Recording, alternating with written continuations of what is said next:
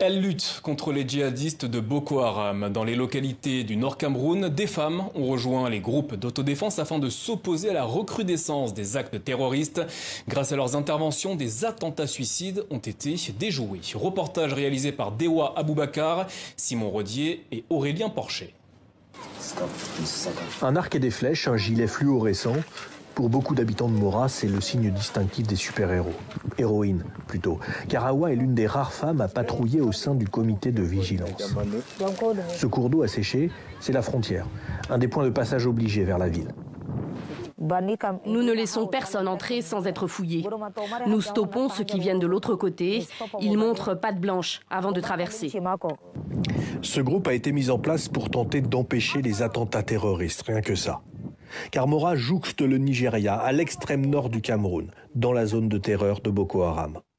La ville a déjà été touchée par des explosions ou des attentats suicides, et Awa a elle aussi failli perdre sa vie plusieurs fois.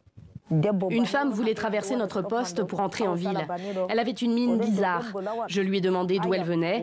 Elle m'a dit qu'elle allait à Kourgui, alors qu'elle a déjà traversé le Kourgui. J'ai demandé à la femme de se faire fouiller. Elle a refusé. J'ai compris qu'il y avait quelque chose de louche. J'ai immédiatement fait appel aux militaires. Quand ils ont fouillé la femme, elle avait une ceinture explosive autour de ses reins. L'armée n'est jamais loin, à quelques centaines de mètres derrière. Mais il faut un certain courage pour faire partie du groupe. Et le responsable local a bien accueilli les nouvelles venues. Ces femmes sont volontairement venues dans le corps à travers l'accord de leur mari et le concours de leurs chefs traditionnels, les chefs de quartier. Toute la société et même les structures, même la communauté est pour. Elle est d'accord, elle est très même contente. La communauté est très contente pour les deux sexes dans le concours du comité de vigilance. Awa est l'une des 5 femmes sur les 132 membres du comité. 3 d'entre elles sont chargées spécifiquement des informations, du renseignement.